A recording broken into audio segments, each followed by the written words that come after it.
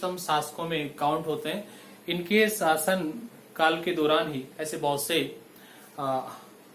व्यक्ति हुए जिन्होंने देश में नहीं बल्कि विश्व स्तर पर अपनी छाप छोड़ी। साथ ही इन्होंने ऐसे कई युद्ध जीते जिनकी बदौलत भारतीय साम्राज्य अपने देश तक सीमित नहीं रहकर बाहरी देशों या विदेशों तक भी सीमित पहुंचा। तो चलिए हम बात करते हैं इनका। सबसे पहले जो इनकी माता है वो कौन है? दत्त देवी। कौन है इनकी माता जी? दत्त देवी। इनके शासनकाल की बात करें, इनके शासनकाल की जानकारी जो हमें मिलती है, राज्यकाल की जानकारी जो हमें मिलती है वो मिलती है किससे? कालिदास के ग्रंथों से। फाहियान का ये जो यात्रा वृत्तांत था, चीनी यात्री जो फाहियान था उसका जो यात्रा वृत्तांत, उसने जो बुक लिखी थी फा को की, उसमें इनके बारे में जानकारी मिलती है। साथ ही मस्तूरा स्तंभ शिलालेख से भी इनकी जानकारी मिलती है। इसके अलावा उदयगिरी के लेख और सांची अभिलेख, इनसे भी ये जानकारी मिलती है कि चंद्रगुप्त द्वितीय का शासनकाल कब से कब तक और कहां कहां फैला हुआ था। अब इनके नामों की बात करें तो जो चंद्रगुप्त द्वितीय है, इनके नाम अनेक नाम सामने आते हैं। उनमें जो नाम आते हैं सामने वो देखें। विक्रमादित्य, ये विक्रमादित्य जो नाम है ये उपाधि है, इनके द्वारा खुद के द्वारा ली गई। और विक्रमादित्य की उपाधि जो ली गई थी वो कब ली गई? तो इसकी उपाधि ली गई थी उत्तरापत्र अवंती के गणराज्यों को समाप्त करने के बाद। साथ ही तो अन्य बुक्स हैं उनमें भी इनके साथ साथ एक नाम और दिया गया है कि शकों को पराजित करने के कारण भी इन्होंने क्या लिया था? ये उपाधि धारण की थी। कौन सी? विक्रमादित्य। दो बातें सामने आ गई, दो इफेक्ट इनके सामने आए हमारे सामने कि विक्रमादित्य की उपाधि किस लिए ली गई? उत्तरापत्र अवंती के गणराज्य को समाप्त करने पर, या फिर दूसरी जो अन्य बुकें हैं उनमें कहा गया कि उन्होंने जो शक साम्राज्य था उसको लगभग समाप्त कर दिया था। इसके उपलक्ष्य में उन्होंने विक्रमादित्य की उपाधि ली थी। ये सकारी की बात करें तो ये भी उनसे रिलेटेड है, शकों को हराने से रिलेटेड है, तो इसलिए उन्होंने सकारी भी कहा जाता है, देवगुप्त भी कहा जाता है, देवदत्त भी कहा जाता है और देवश्री भी कहा जाता है, क्योंकि ये अपने आप को एक तरह से विष्णु भक्त माने या फिर कहें कि वह देवता रूपी स्वरूप में सबके सामने अपने आप को रखता है, मतलब सभी के साथ सहिष्णु व्यवहार करता है। अगला जो नाम है परम भागवत। परम भागवत भी इसलिए कहा गया है क्योंकि ये वैष्णव धर्म के थे और वैष्णव धर्म को मानने के कारण इनको परम भागवत भी कहा जाता है। आगे चले तो इनके शासनकाल में पाटलिपुत्र और उज्जैनी शिक्षा के क्या रहे? प्रमुख केंद्र। क्वेश्चन बन सकता है कि चंद्रगुप्त द्वितीय या विक्रमादित्य के समय शिक्षा के प्रमुख केंद्र कौन कौन से थे? तो हम बता सकते हैं कि पाटलिपुत्र और उज्जैनी इनके प्रमुख केंद्र थे।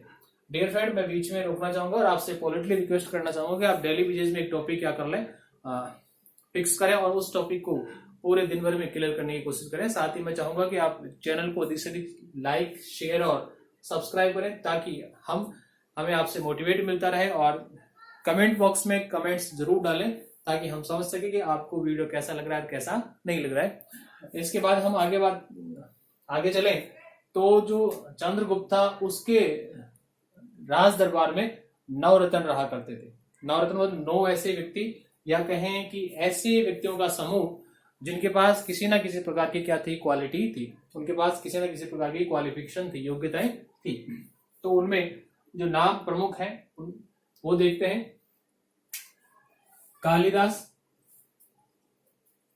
धनवंतरी, बेताल भट्ट, अमर सिंह, घट करपर, ब्रह्ममिहिर, वररुचि, छपड़क और शंखु, ये इसके नवरत्न थे जिनको इन्होंने अपने राज दरबार में आश्रय दिया था। हमने कहा कि उनके दरबार में बहुत सारे ऐसे व्यक्ति थे जो विशेष महत्व रखते थे। उनके नाम भी हमने देख लिए, उनमें से विशेष 9 व्यक्ति थे जो ये थे। इसके अलावा फाहियान था, वो इनके समय में 6 वर्ष तक भारत में रहा। 405 से लेके 411 ईस्वी तक। और उनके द्वारा एक यात्रा वृत्तांत लिखा गया, जिस वृत्तांत का नाम था फाकोकी। क्या नाम था? फाकोकी, या कहेंगे एक तरह से उनका ग्रंथ या उनकी किताब मानी जाती है, किसकी? पाइयान की। इसके अलावा चंद्रगुप्त द्वितीय उर्फ विक्रमादित्य की वैवाहिक संबंधों की बात करें तो इन्होंने वैवाहिक संबंध अपने राज्य या साम्राज्य से बाहर भी स्थापित किए थे। उनका जो विवाह हुआ था वो नाग राजकुमारी, नागवंश की राजकुमारी किससे? कुबेर नागा से इनका विवाह हुआ। दूसरा, उन्होंने वैवाहिक संबंध स्थापित किया, अपनी पुत्री प्रभावती का विवाह किससे किया? वाकाटक नरेश। अपनी पुत्री प्रभावती का विवाह किससे किया? वाकाटक नरेश रुद्रसेन द्वितीय से। किससे किया? वाकाटक नरेश रुद्रसेन द्वितीय से। किसका? अपनी पुत्री प्रभावती का। इसके साथ ही उनके जो संबंध थे वैवाहिक संबंध, वो एक के साथ और थे, कुंत नरेश से भी उनके वैवाहिक संबंध बताए जाते हैं। मेहरौली स्तंभ की बात जब सामने आती है तो मेहरौली स्तंभ जो इस पर लेख लिखे गए हैं, वो लेख किस लिए लिखे गए हैं? शक क्षत्रप रुद्र सिंह तृतीय पर विजय प्राप्त करने के कारण। किस लिए? शक क्षत्रप मतलब एक शक जो वंश था उसका जो राजा था रुद्र सिंह तृतीय। रुद्र सिंह द्वितीय की बात नहीं कर रहे हम, किसकी बात कर रहे हैं? रुद्र सिंह तृतीय की बात कर रहे हैं। इन पर समुद्रगुप्त के द्वारा क्या की गई थी? विजय प्राप्त की गई थी।